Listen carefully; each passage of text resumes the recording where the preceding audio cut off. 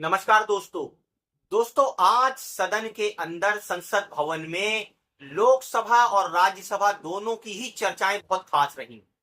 दोस्तों, एक तरफ तो जहां प्रियंका गांधी ने सरकार को जबरदस्त तरीके से घेरते हुए बिल्कुल घुटने पर ला दिया और एक तीर से दो शिकार किए दोस्तों प्रियंका गांधी ने।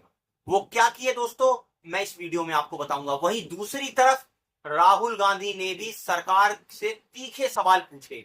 राजनाथ सिंह का जो बयान था उसकी पूरी बकिया उधेड़ कर दोस्तों रख दी और किस तरह से सरकार ने हमला होने के थोड़े से टाइम के अंदर ही पाकिस्तान को सूचना क्यों दी, पाकिस्तान को इन्फॉर्म क्यों किया, इसको लेकर सवाल खड़े कर दिए।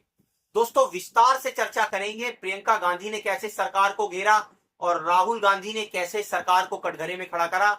उससे पहले हमारी वीडियो को लाइक और सब्सक्राइब जरूर कर लीजिए। दोस्तों, हुआ कुछ इस तरह से है कि प्रियंका गांधी ने एक तीर से दो निशाने कस दिए।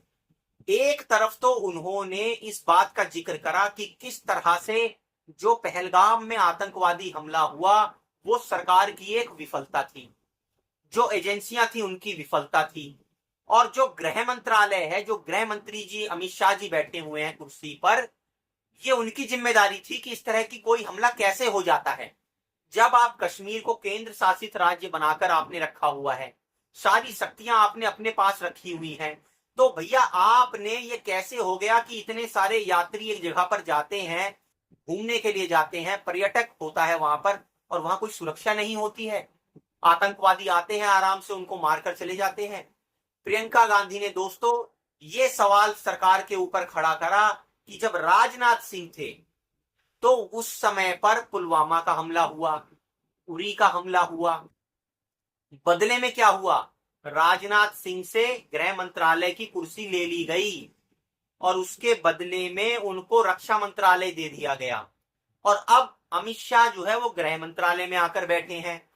पूरा मणिपुर जल गया और अभी भी जल रहा है दोस्तों, राष्ट्रपति शासन लगा हुआ है, लेकिन कोई नैतिक जिम्मेदारी ना दिखाते हुए क्या गृह मंत्रालय में किसी का इस्तीफा हुआ?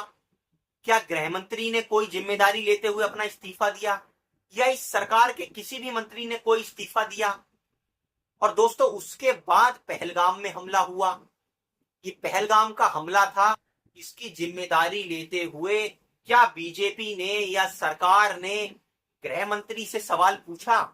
क्या जिस तरह से राजनाथ सिंह की कुर्सी ले ली गई थी, क्या उस तरह से अमित शाह की कुर्सी के ऊपर सवाल उठे, कुर्सी ली गई? दोस्तों, ये ऐसा सवाल था जिससे ना सिर्फ सरकार बैकफुट पर आई बल्कि बीजेपी की अंदरूनी लड़ाई भी उजागर होती हुई दिखाई दी कि किस तरह से बीजेपी के अंदर दो तरह की नीतियां चल रही हैं। जो ए कैटेगरी के उनके कुछ खास चुने हुए नेता हैं उनके लिए एक अलग तरह की नीति अपनाई जाती है, वहीं जो लोग साहेब को पसंद नहीं होते हैं उनके लिए दूसरी तरह की नीतियां अपनाई जाती हैं। तो दोस्तों, प्रियंका गांधी का ये जो बयान था, भाषण था, इसमें उन्होंने खूब जबरदस्त तरीके से गृह मंत्री को आड़े हाथ लिया और आड़े हाथों क्या लिया दोस्तों, बिल्कुल धज्जियां उड़ाकर रख दी। उसके बाद राहुल गांधी ने भी दोस्तों मोर्चा खोला। अब राहुल गांधी ने राजनाथ सिंह के बयान को सिलसिलेवार तरीके से नोट किया और बताया कि 22 मिनट के अंदर जिस तरह से सेना ने ऑपरेशन को अंजाम दिया, तो भैया इतनी जल्दबाजी क्या थी कि पाकिस्तान को जाकर आपने इन्फॉर्म कर दिया कि हमने सिर्फ आपके आतंकवादियों को टारगेट किया है, आपके मिलिट्री ठिकानों पर अटैक नहीं किया है। तो जाहिर सी बात है, जब आप किसी दुश्मन को जाके मुक्का मारेंगे और उसको बता देंगे देखो मैंने मुक्का ही मारा है, अब जो है मैं तुम्हें मारूंगा नहीं, अब सीज फायर कर लेते हैं। इस बात को लेकर दोस्तों कटाक्ष किया राहुल गांधी ने कि आपकी मंशा अगर युद्ध की थी तो आप क्यों सीज फायर वाली पोजीशन में शुरू से दिखाई पड़े, आप क्यों दिलेरी नहीं दिखा पाए, आप क्यों 56 इंच का सीना नहीं दिखा पाए, क्यों आपने जो है दोस्तों, राहुल गांधी ने मजे और ले लिए। दोस्तों, ये जो सरेंडर शब्द है इससे कहीं ना कहीं बीजेपी और सरकार को परेशानी होती है। वो चिढ़ते हैं जिस तरह से राहुल गांधी नरेंद्र सरेंडर कहते हैं और दोस्तों कई कॉमेडियन हैं वो तो नरेंद्र, सुरेंद्र, धर्मेंद्र, ज्ञानेंद्र, जितेंद्र, धर्मेंद्र सब तरह के नाम लेते हैं और सरेंडर भी उसी में घुसा देते हैं।